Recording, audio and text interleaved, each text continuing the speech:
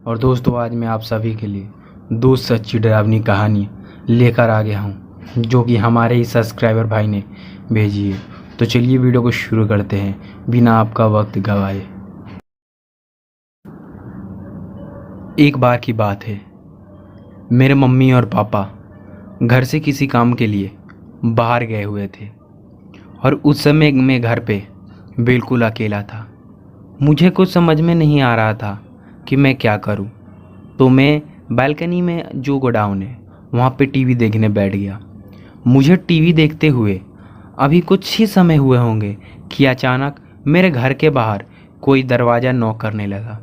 मैंने सोचा कि इतनी रात गए आखिर कौन होगा जो कि दरवाज़ा खटखटा रहा है। फिर मुझे याद आया कि मेरे पेरेंट्स तो बाहर गए हुए हैं और अगर वो होंगे तो उन्हें दरवाज़ा खटखटाने की क्या ज़रूरत है। मेरा मतलब उनके पास तो इस घर की डुप्लीकेट चाबी है, तो वो गेट खोल के घर के अंदर आ सकते हैं। फिर कुछ देर तक 2 या 4 बार किसी ने गेट दोबारा खटखटाया और उसके बाद आवाज़ आना बंद हो गया। मैं दोबारा अंदर गया और टीवी देखने लगा कि फिर कुछ समय बाद अचानक से ना फिर दरवाज़ा खटखटाने की आवाज़ वापस आने लगी। मैंने टीवी का वॉल्यूम कम कर दिया। फिर मैंने अपने मम्मी पापा के पास कॉल किया। कॉल करने के बाद मैंने उनसे पूछा कि क्या आप घर के सामने गेट पर हैं। तो उन्होंने बताया कि नहीं, हम तुम्हारे अंकल के घर आज रुक गए हैं। मुझे बहुत ज़्यादा डर लगने लगा। फिर मैंने इन सब बातों को दोबारा नज़रअंदाज करके अपने ऊपर काबू पाके दोबारा टीवी देखना स्टार्ट कर दिया। मुझे अभी टीवी देखते 2 या 3 घंटे ही हुए होंगे कि गेट पे अचानक फिर से वही नॉकिंग की आवाज़ आने लगी। मैं बहुत ही ज़्यादा डर गया था, तो मैंने अपने टीवी की वॉल्यूम को कम किया और उसके बाद मैं लिविंग रूम में गया। और लिविंग रूम में जाने के बाद मैंने अपनी विंडो से बाहर की तरफ पीक किया, तो मुझे एक फुल ब्लैक ड्रेस में एक हाफ फेस कवर हुए क्लॉथ से एक डेंजरस स्माइल देती हुई एक औरत नज़र आई, जो कि पूरी तरीके से ब्लैक ड्रेस से ढकी हुई थी और वो एक अलग ही सी स्माइल दे रही थी। वो स्माइल उसकी काफ़ी खतरनाक थी और जब मैं ध्यान से देखा तो मुझे यह पता चला कि उस औरत के साथ एक आदमी है जो कि ब्लैक पैंट और शर्ट पहने हुए एक खतरनाक सी स्माइल देते हुए मुझे ही देख रहा है। मैं बहुत ही ज़्यादा डर चुका था। फिर मैं खिड़की से नीचे होकर भगवान को याद करने लगा कि आज कैसे भी मुझे वो बचा ले। मैं पूरी रात सो नहीं पाया और मैं जगते हुए पूरी रात काटी। फिर कुछ देर बाद सुबह होने वाली थी। मैंने सोचा कि मैं एक बार और चेक करता हूँ कि वो वुमेन यहाँ से गई है कि नहीं गई है। फिर दोबारा मैंने अपने विंडो से पीक किया तो पता चला कि वे दोनों जो साइको थे वहाँ से अब जा चुके हैं। उसके बाद सुबह हुई, मेरे मॉम डैड घर पर आए और मैंने उनको ये सारी बात बताई। उसके बाद मैं कभी भी घर पे अकेला नहीं रहता हूँ। दोस्तों, मुझे आज तक ये पता नहीं चला है कि आखिर वो हैं क्या।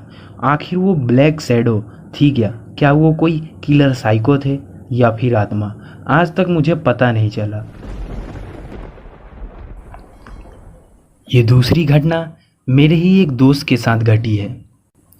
वे जब अपने घर में सो रही थी तो उसे ऐसा लगा कि उसके घर का रूम किसी ने नॉक किया है। फिर वो उठकर गेट खोली, लेकिन उसे वहाँ पर कोई भी नज़र नहीं आया। ये सब देखकर वो बहुत ज़्यादा चौंक गई, क्योंकि अभी उसने गेट नॉकिंग की आवाज़ सुनी थी। फिर वो सोचने लगी शायद वह कोई सपना देख रही होगी। तो उसके बाद वो जाकर पानी पीने लगी। जब वो पानी पी रही थी तो उसे ऐसा लग रहा था कि कोई उसके पीछे चल रहा है। जब उसने अपना चेहरा घुमाकर पीछे देखने की कोशिश की तो उसे पता चला कि पीछे तो कोई नहीं है। वो बहुत ही ज़्यादा अभी तक डर चुकी थी, लेकिन वो सब इस बात को इग्नोर करके दोबारा सोने चली गई। जब वो अगली सुबह उठी तो सब कुछ नॉर्मल हो चुका था, लेकिन एक अजीब सी बात ये थी कि वहाँ के स्पॉट पर यानी कि ज़मीन पर केवल ब्लड ही बिखरा हुआ था। वो सोचने लगी कि आखिर ये सब है क्या, क्या ये किसी बिल्ली ने किया है। और वे सब इन बातों को इग्नोर कर दी फिर से।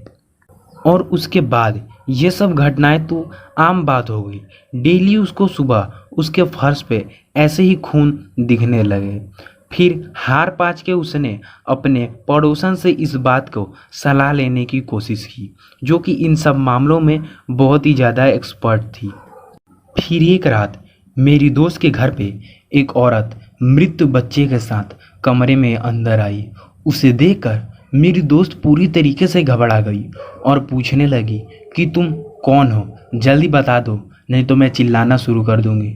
तब उस औरत ने बताया कि ये घर मेरा है और मैं अपने बच्चे के साथ यहाँ रहा करती थी।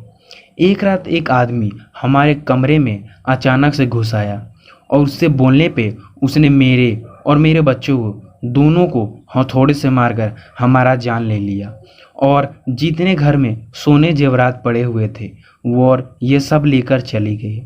फिर जब मेरी दोस्त ने उस औरत से पूछा कि आखिर ये सब आपके साथ किसने किया है, तो उसने बताया कि तुम्हारी पड़ोसन ने।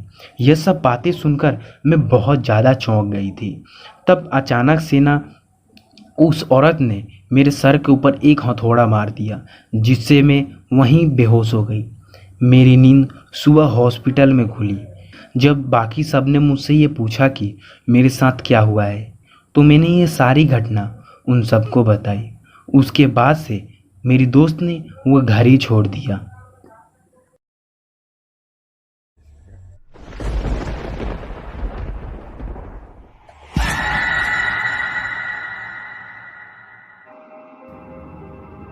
दोस्तों, मेरा नाम पूजा है। जब मैं 14 साल की थी, तब मैं, मेरी फैमिली और मेरे आसपास के जितने भी मेरे पड़ोसी थे, हम लोग एक वेकेशन पे एक माउंटेन पे गए। हम लोग बहुत खुश थे क्योंकि हम काफ़ी दिनों बाद ऐसे बाहर आए थे घूमने के लिए। तो मेरी फैमिली ने मुझसे कहा कि तुम अपने पड़ोसन के ही साथ रहना। जब हम वहाँ पहुँचे तब मैंने वहाँ पर बहुत सी अजीब गरीब चीज़ें देखी। पर जब हम ऊपर की चढ़ाई कर रहे थे तो मैंने वहाँ पर एक नीम का पेड़ देखा। उस ब्रेंच पर एक ब्लैंकेट उड़ाया हुआ था। मैं बस उस ब्लैंकेट को ही देखे जा रही थी और ऊपर की चढ़ाई किए जा रही थी कि तभी मैंने देखा कि उस ब्लैंकेट में कुछ हरकत हुई।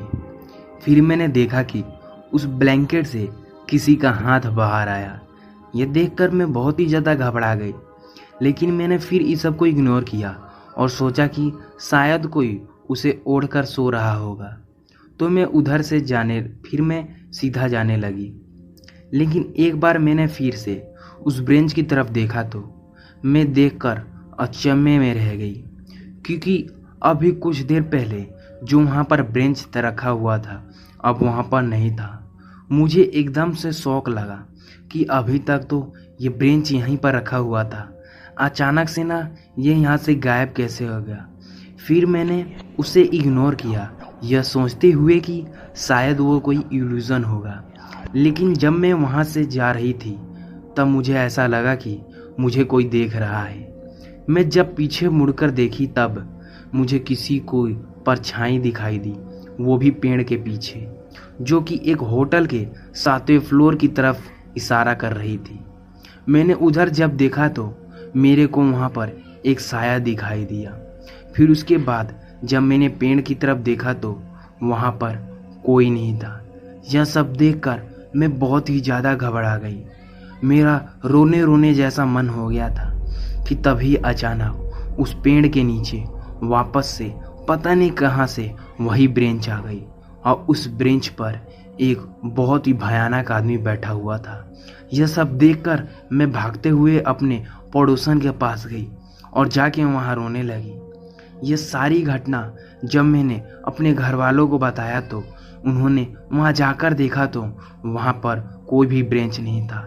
यह सब देखकर मैं बहुत ही ज़्यादा रोने लगी थी।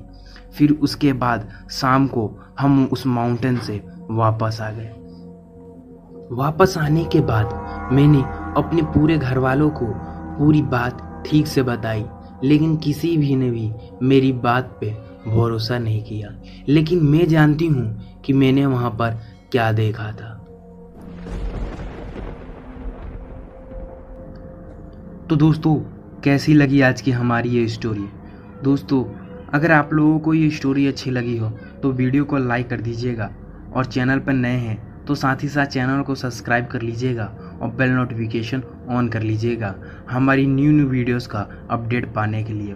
और अगर आप लोगों के पास भी कोई स्टोरी है तो आप कमेंट बॉक्स में उसे भेज सकते हैं। हम जल्द से जल्द आपकी स्टोरी पर वीडियो लेकर आएंगे।